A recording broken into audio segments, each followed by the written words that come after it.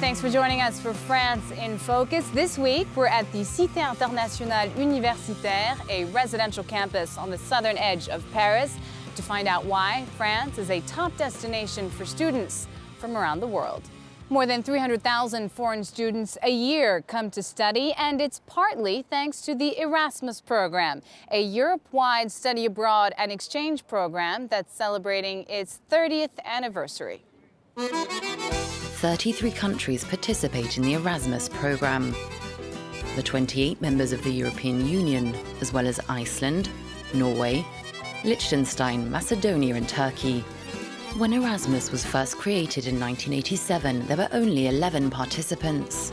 Today, 5 million people have completed an overseas stay, thanks to the program. More than 3 million university students, but also high school students, apprentices, teachers and job searchers.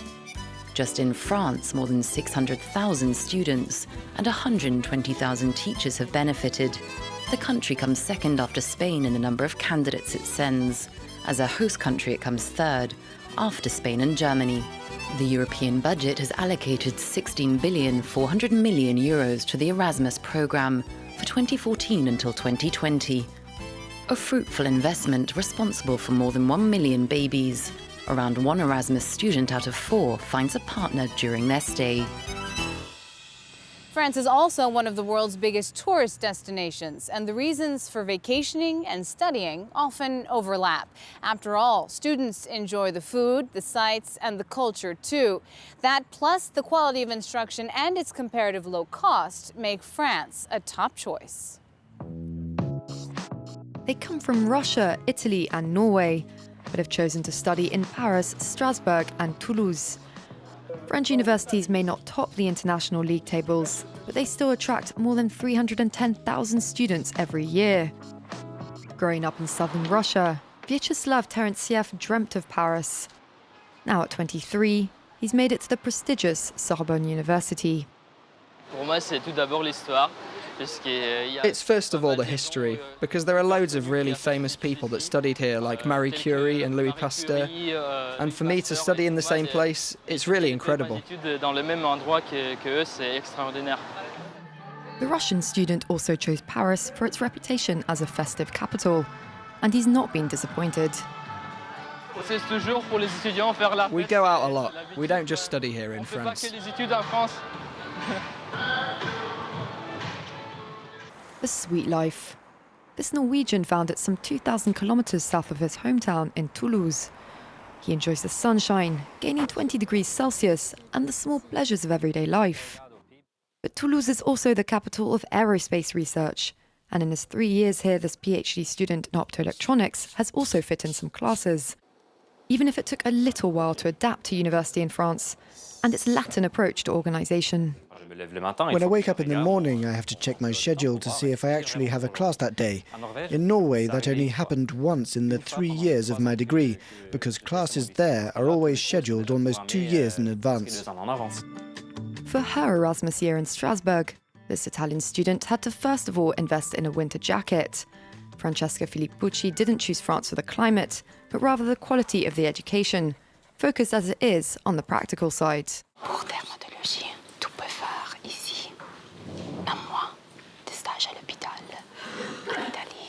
Une semaine. Et c'est différent parce que ici tu peux apprendre la pratique. En Italie, nous faisons plus les leçons, les cours, les livres. After the US and the UK, France is the third most attractive country for foreign students.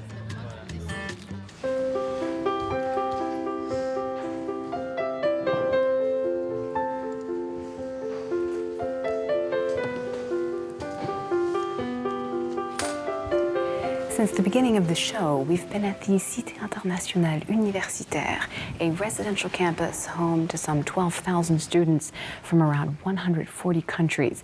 They live in residence halls scattered around a main green. Karine Cambi joins us now to tell us more about the Cité Universitaire project. Thank you so much for speaking to us. How did this project come about? Bien écoutez, en 1920, juste après la Première Guerre mondiale. In 1920, just after the First World War, After there'd been a huge loss of life, the founders of the university decided to build houses here to welcome students and researchers from different countries. The idea was to build a peaceful world, promoting interaction between different cultures and people who speak different languages, encouraging openness, tolerance, and solidarity between people from all over the world. And so how does that project manifest itself concretely today? Today, this idealistic experiment has been going for 90 years. Each year, we welcome around 12,000 students and researchers from 140 countries who live in the 40 houses in the Cité Internationale. Most of these houses were built by participating countries. And so who lives in these houses? How does one get a room?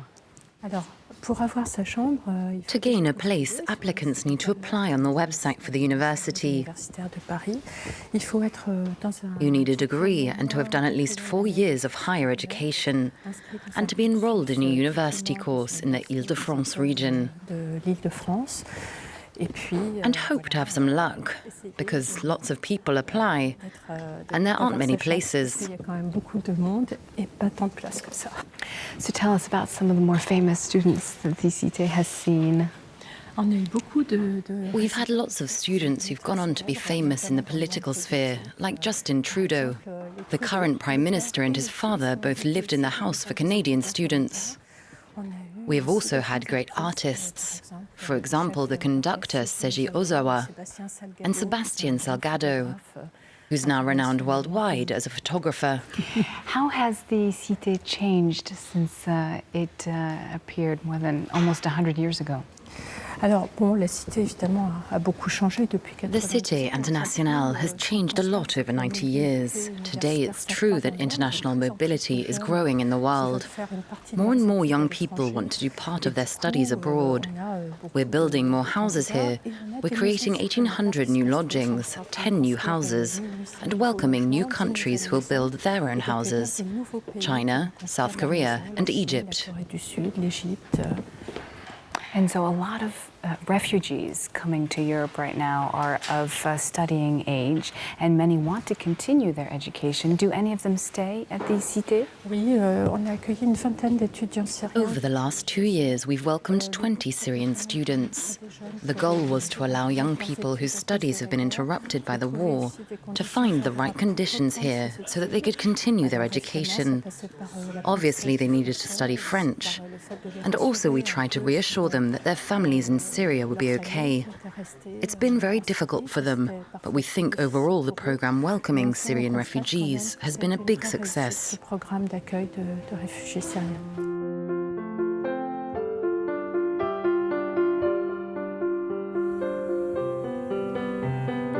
Well, refugees are continuing their education elsewhere as well. In Lille, young people with professions and degrees in their home country are back in the classroom, this time to learn French. In this modern classroom at the University of Lille, a unique group of students is learning the basics of the French language. They hail from Sudan, Afghanistan, Pakistan, where they studied journalism or veterinary medicine. All of them spent time in the makeshift migrant camp called the Calais Jungle. A year ago, they were selected to attend French college. Je suis très content, j'ai appelé ma famille, il y a aussi, il est très content, mais c'est une chance pour moi. Ici, toutes les choses ont changé. On a une chambre pour chaque personne. On a mangé dans le restaurant de l'université. Et on a intégré avec les gens français, c'est une bonne chose pour nous. C'est quoi le pluriel d'hôpital? Un hôpital des hôpitaux. The main goal is to master French in order to continue their studies, which they had to give up when they left their countries. Becoming a student means their lives are no longer on pause. They can start imagining a future. La vie d'avant se transforme. Their old lives transform into something else. And that, of course, will evolve. Even just the fact of being in a safe space, despite the difficulties. Malgré les difficultés. Each day, these student asylum seekers become more like their 66,000 French classmates. But their memories from the jungle camp, where they slept rough for months, are still strong, a year after the camp was torn down. Il y a beaucoup d'amis afghans et soudanais, érythréens, et beaucoup d'amis. Quelquefois, je suis très triste. Je ne sais pas, elle fait quoi, elle est dormie où, elle est mangée où, mais c'est ça. The University of Lille gave these students a chance to register. Housing and food are free for them for their first year of school. These conditions allow them to take classes every day, some with French students, who look at them with admiration. I know it must be difficult for him, but he's always smiling.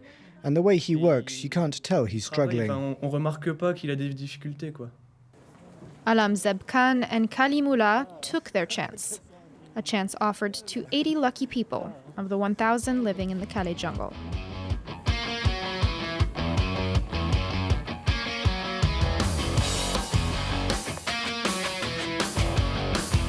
That's it for this edition of France in Focus here on France 24. Thanks for watching.